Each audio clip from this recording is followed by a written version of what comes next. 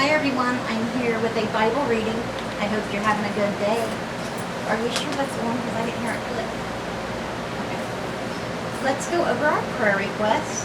Please keep the following people in prayer: Sherm, Rhonda Karshner, Cindy and Jem, Layla and her son Emil, Bonnie Jean, Dora Carper, Joyce Light, Pat Wetzel and Jason Dempsey, Jimmy Myers, Abby and Liam, Danette Rager, Elizabeth Jeffries and her grandson Dominic, Randy Post, Cohen Richmond, Melly Stanley, Ray and Donna Dunlap, the fires in Canada, the devastation in Maui, the hurricane in Florida, Georgia, and North Carolina.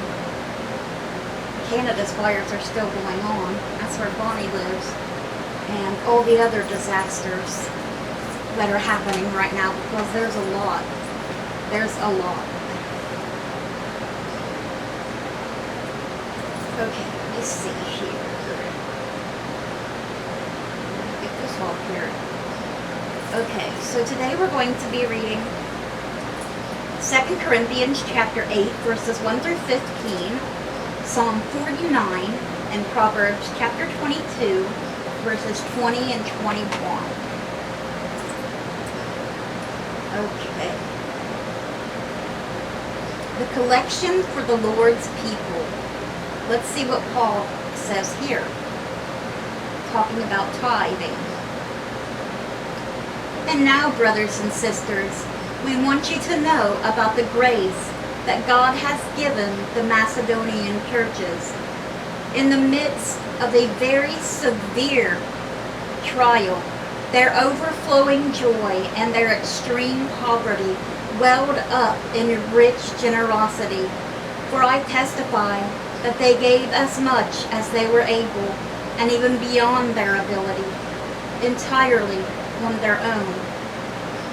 They urgently pleaded with us for the privilege of sharing in this service to the Lord's people, and they exceeded our expectations. They gave themselves first of all to the Lord, and then by the will of God also to us.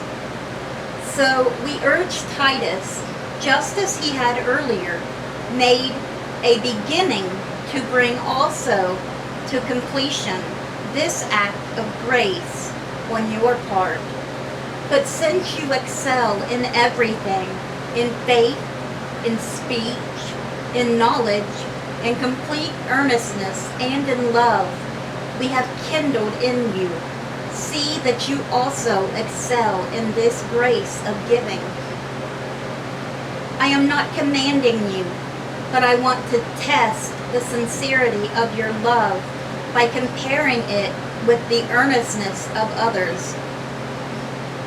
For you know the grace of our Lord Jesus Christ, that though he was rich, yet for your sake he became poor, so that you through his poverty might become rich. And here is my judgment about what is best for you in this matter. Last year, you were the first not only to give, but also to have the desire to do so. Now finish the work, so that your eager willingness to do it may be matched by your completion of it, according to your means. For if the willingness is there, the gift is acceptable, according to what one has, not according to what one does not have. Our desire is not that others might be relieved while you are hard pressed, but that there might be equality. At the present time, your plenty will supply what they need, so that in turn their plenty will supply what you need. The goal is equality, as it is written, "The one who gathered much did not have too much, and the one who gathered little did not have too little." And that is Paul. You can turn it off if you want. That is Paul speaking to the Corinthians, and he's not saying, give me the money so I can spend it. No, there's not one town that Paul, Bartholomew, Timothy, Peter, any of them went to that they did not work themselves while they were there to make their own money. They never asked anybody to help them with anything for themselves. Paul was a tent maker. Peter and Andrew were fishermen. Matthew, Levi was a tax collector. They just, they all had stuff that they did. And that's how they got their money to take care of themselves while they were at other places. The money that they are wanting people to give is like tithing to the Lord, and they use that money to help others when they need something. Like he's saying, this place gave us a lot, and you give us little. But, if you're hurting, then the money that they gave will be used to help you, and vice versa. There'll always be enough for the Lord's people. Okay. And now our song is Psalm 49 for the director of music of the sons of Korah, a song. Hear this, all you peoples. Listen, all who live in this world, both low and high, rich and poor alike. My mouth will speak words of wisdom.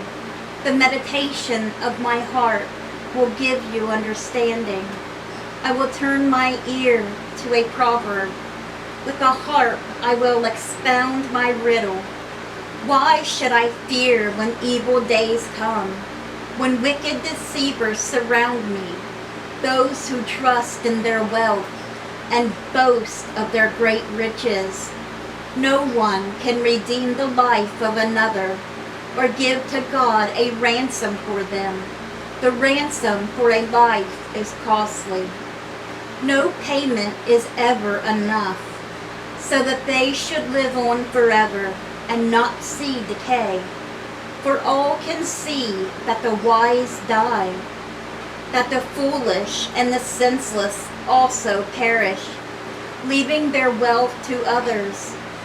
Their tombs will remain their houses forever, their dwellings for endless generations.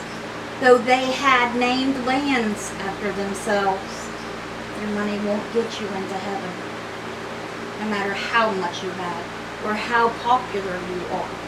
There's only one way to heaven, and that is through Jesus Christ. People, despite their wealth, do not endure. They are like the beasts that perish. We're all going to die. That's a fact. This is the fate of those who trust in themselves, and of their followers who approve their sayings. They are like sheep and are destined to die. Death will be their shepherd, but the upright will prevail over them in the morning. Their forms will decay in the grave, far from their princely mansions. But God will redeem me from the realm of the dead. He will surely take me to himself. Do not be overawed when others grow rich, when the splendor of their houses increase, for they will take nothing with them when they die. Their splendor will not descend with them. Though while they live, they count themselves blessed, and people praise you when you prosper. They will join those who have gone before them, who will never again see the light of life. People who have wealth but lack understanding are like the beasts that perish. Alright guys, and that was Psalm 49 for the director of music of the sons of Korah, a song. And I was going to say something. I didn't get to do the Bible study last night, Layla. it was getting late and Sherm wasn't feeling good, so we didn't get that done, but I am going to try to do one here this evening. Okay. Now, ending today's Bible reading is Proverbs chapter 22, verses 20 and 21. Continuing one, it's the 30 sayings of the wise. Today we have 20 and 21. Have I not written 30 sayings for you? Sayings of counsel and knowledge, teaching you to be honest and to speak the truth, so that you bring back truthful reports to those you serve. All right. Okay, guys. Well, that was our Bible reading for today.